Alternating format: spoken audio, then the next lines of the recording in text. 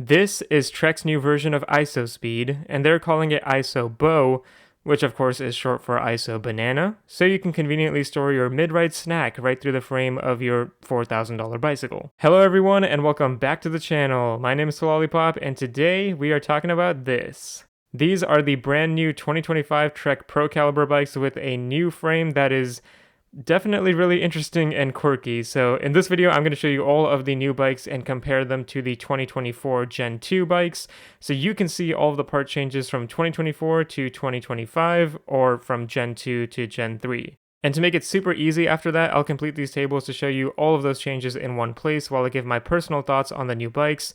So stick around and subscribe if you want to see more content like this. Now, for those of you that don't know, the Procalibers are Trek's hardtail cross-country race bikes, meaning they are lightweight, fast, and have no rear suspension, which actually makes them weigh even less. They have aluminum models, which are the Procaliber 6 and Procaliber 8, and also carbon fiber models, which are the Procaliber 9s. But for this video, we're going to talk about the new ones that are being released pretty soon, and those are the Procaliber 9.5, 9.6, and 9.7, all of which have carbon fiber frames. Let's kick off this comparison by talking about the biggest and coolest change for the new year, which is the new carbon Procaliber frame. Now, the main thing that makes this frame different is the banana holder, or the obvious huge hole in the top tube, which Trek is referring to as the ISOBO. Now, in the previous Gen 2 frame, Trek fitted these bikes with ISOspeed technology, which essentially detached the seat tube of the bike from the top tube, which provides some compliance and added comfort on this otherwise stiff hardtail mountain bike. For the new 2025 Gen 3 frames, Trek revamped this technology to essentially do the same thing, give you more compliance and added comfort on a hardtail bike, but by allowing these seat stays to flex while riding. And Trek claims that ISOBO achieves 80% of the compliance of the previous ISOspeed, but the comfort level still feels identical to ISOspeed. However, the main upgrade here is that ISOBO is about 150 grams lighter in weight, which is about 1/3 of a pound. So ultimately not as big of a change as it seems when you first see it. It's basically the same as last year, just looks a little different and is lighter. And I guess it also uses less parts than ISOspeed since it's now engineered into the frame design. However, there are a few other new notable frame features as well. First of all, the max chainring size on the front crankset is now 38 teeth on the new bike as opposed to 36 teeth, so that's a nice option if you want to go even faster. Additionally, the Gen 2 bike has Trek's knock block feature integrated into the head tube, while the Gen 3 bike removes this. And this is a personal preference, but most would probably consider it an upgrade since Trek's knock block system essentially blocks you from turning the bike too far and potentially damaging the frame, but they have redesigned the new frame now so the suspension fork will not hit the bike and cause damage. Besides these changes though, Trek does not mention anything else specifically. However, there is a big change to the geometry of the bike frames, so I'll throw up the full specifications right now if you want to pause and take a look. But if you want an overview, I created this table here to go over the main numbers. So the head tube angle has been slackened on the new bike by almost 2 degrees, which may affect pedaling efficiency a bit, but Trek did this so that the bikes would ride faster downhill with more confidence, and they steepened the seat tube angle as well, so you still get some pedaling efficiency back from that. They also increased the reach a bit to help with that downhill confidence, and the stack is a bit higher as well, so an overall slightly larger frame for the frame size. Alright, but now let's get into the more specific updates on these bikes from 2024 to 2025, starting with the Procaliber 9.5. So the older Gen 2 version of this bike is priced at $2,450 US, and unfortunately we don't have official prices for the new bikes just yet, but I'll add them in a pinned comment below once they are released. I did, however, notice on another website that it's being sold for 1,950 British pounds, which equates to about 2,570 US, so that could be in the right ballpark. Now for the updates, let's start with the colors. The 2024 Gen 2 bike comes in a lot of different colors, including a marigold to radioactive red fade, radioactive red, gloss dark prismatic, and lithium gray. But the new bike narrows these down to 2 new colors, which are purple flip with hex blue accents, and the color lava. But for the part changes, the first one we have is to the suspension. The Gen 2 bike uses a RockShox Judy SL fork, while the new bike goes to the RockShox Judy Gold. Now these forks have pretty much the same specifications, but the Judy Gold is lighter in weight. The Gen 2 bike also has 100mm of suspension travel, which is typical for cross-country race bikes, but the new bike now goes to 120mm for extra travel that gives riders more capability and stability on rougher sections of the trail. Trek on their website did not list the new fork coming with the motion control damper from RockShox, but typically the Judy Gold does have this damper, which makes it more comfortable and efficient on the trail as well. The wheel hubs have had a slight update from Bontrager hubs to Shimano hubs, but a bigger change in the wheel setup is to the tires.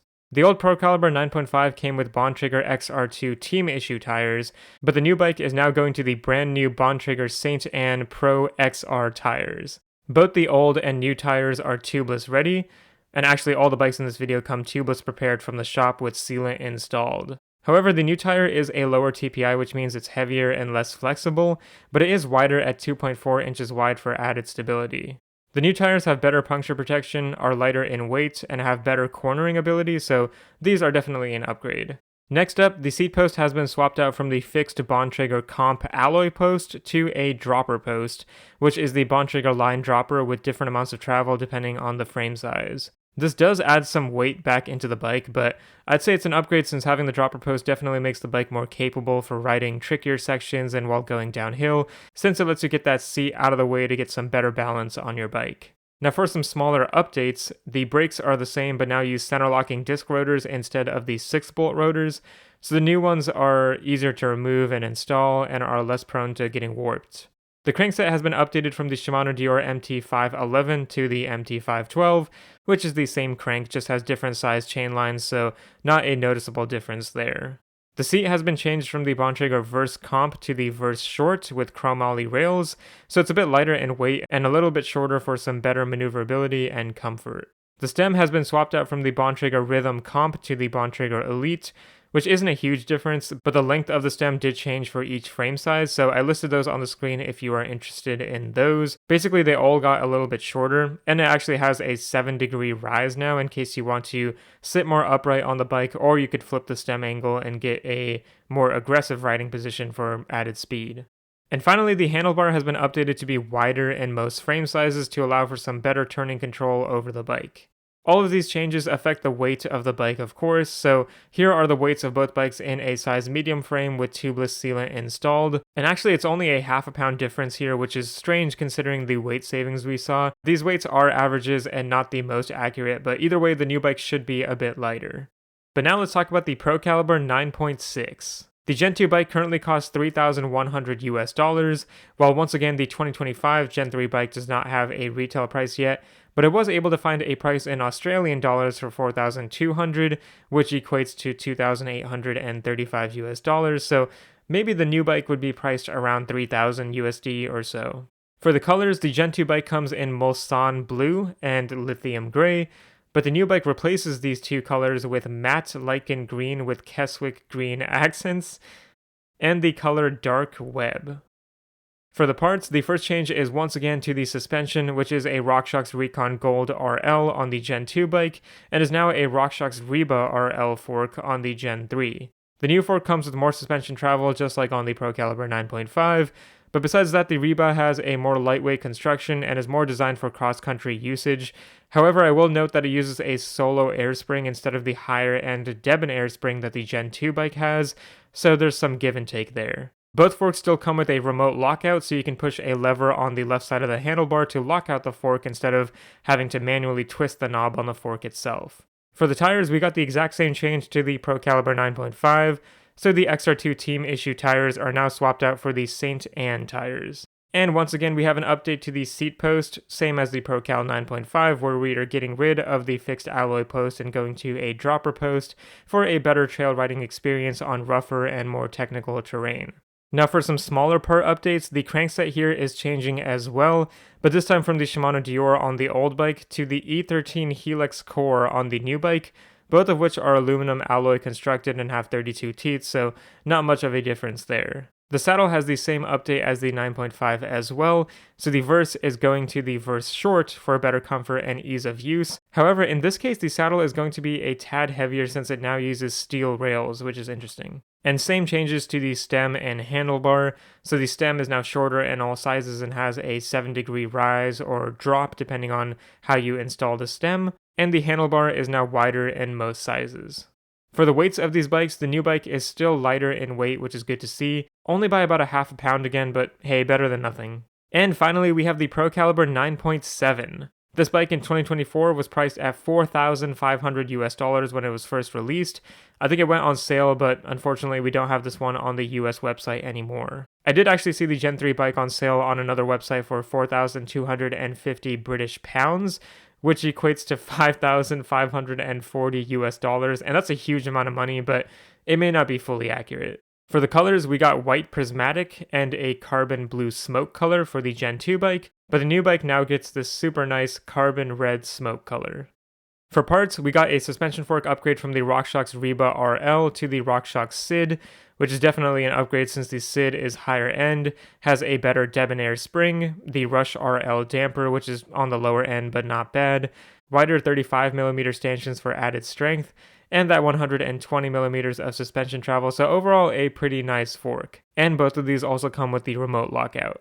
Our next few components are going to be similar to the other bikes, but a little bit different. The tires on the Gen 2 bike are the same as the other Gen 2 bikes, but they're now being swapped to the highest end Bontrager Saint Anne RSL XR tires, which are the lightest in weight and are 220 TPI, which is insanely high end, so that's a pretty nice tire setup there. The seat post is also going from a fixed seat post to a dropper. However, in this case, the Gen 2 had a carbon fiber fixed seat post, but it's still being swapped out to the same Bontrager line dropper that the other Gen 3 Procalibers come with. Got a similar saddle upgrade as well from the Verse to the Verse Short, but this time going from austenite rails to magnesium rails, so should be similar weight there. And the last small change is to the brakes, which are the same model, but they're going from 2-piston brakes to 4-piston, which just makes them a lot more powerful and better at stopping your bike, so that's good to see.